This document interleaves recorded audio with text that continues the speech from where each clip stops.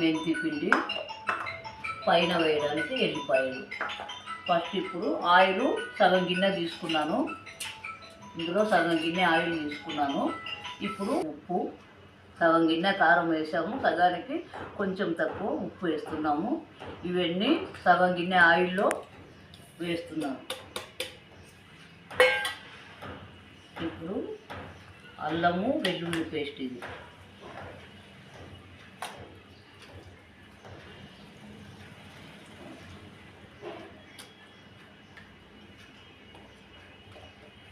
ఇది కూడా అల్లం వెల్లుల్లి పేస్ట్ కూడా హాఫ్ గిన్నె, రెండు కలిపి పట్టిన పేస్ట్ ఇది హాఫ్ గిన్నె ఇందులో వేస్తున్నా.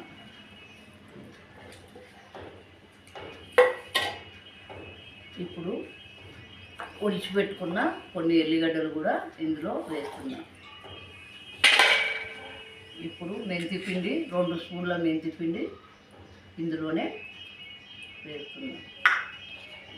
ఇప్పుడు కొద్దిగా ఆవపిండి, చిన్న డబ్బాతో ఆవపిండి కూడా వేస్తున్నాం. ఇప్పుడు దీన్ని మంచిగా ఆయిల్లో సోగిలాగా కలుపుకోవాలి.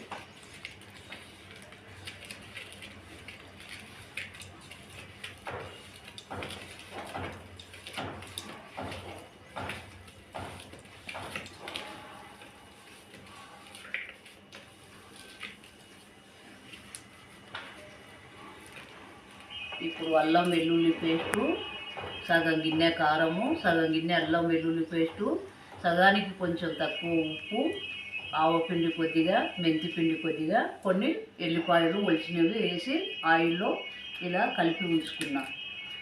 ఇప్పుడు 3 గిన్నెల మామిడికాయ ముక్కలు, ఇవి 3 గిన్నెల మామిడికాయ ముక్కలకు కొలతలు. 1 2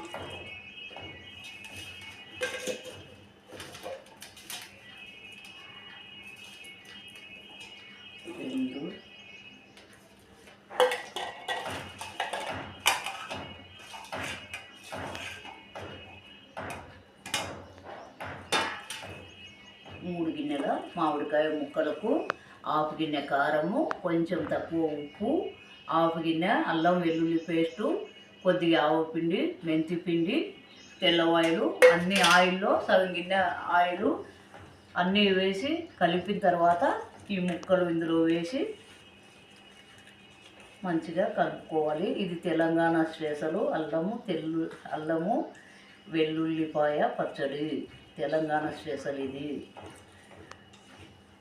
దీంట్లో పోపు తయారైన తర్వాత 1 గిన్నెడు ఆయిల్ పోపులో తయారైన తర్వాత పోపు ఇందులో వేసుకొని కలుపుకోవాలి.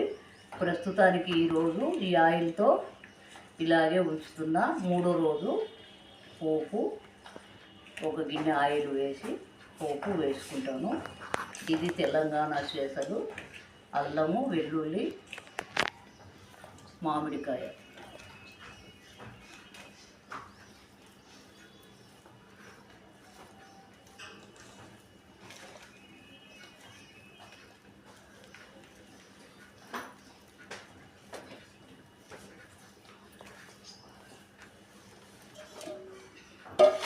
ఇది కలవట్లేదు, ఇందులో వేసి కొద్దిగా కలుపుకుంటున్నా.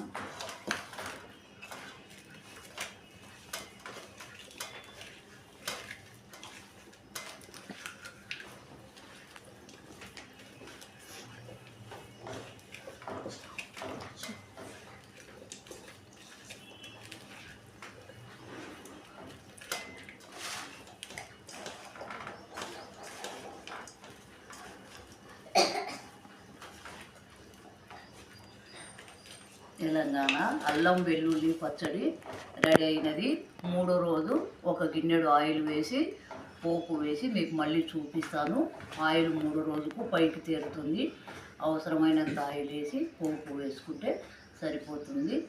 కొలతలు మళ్ళీ ఒకసారి చెప్తాను. 3 గిన్నెలు మామిడికాయ ఉప్పలకి 1/2 గిన్నె కారము, 1/2 గిన్నెకు తక్కువ ఉప్పు, ఆవపిండి, మెంతి పిండి, కొద్దిగా ఒలిచిపెట్టిన ఎల్లిపాయలు వేసి ఇలా కలుపుకుంటే తెలంగాణ స్పెషల్ అల్లం వెల్లుల్లి పచ్చడి తయారైనట్లు. ఇందులో 3వ రోజు ఇది. ఆయిల్ అందులో పచ్చట్లో ఆయిల్ తేలింది ఆల్రెడీ, అయినా ఇంకా కొద్దిగా ఆయిల్ వేస్తున్నాను. ఇంకొక గిన్నెడు ఆయిల్ వేయాలని చెప్పాను కదా. ఇప్పుడు ఇందులో ఆయిల్ వేస్తున్నాను, పోపు వేస్తున్నాను.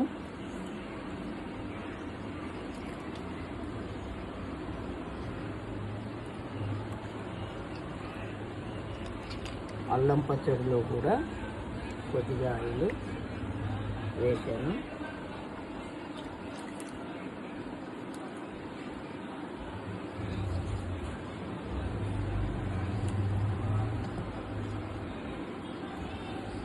ఇలా ఉంది చూడండి, ఆయిల్ మంచిగా సరిపోయింది. గుమ్మగుమ్మలాడుతుందండి పచ్చడి, చాలా బాగుంది. ఇది రాయలసీమ స్పెషల్.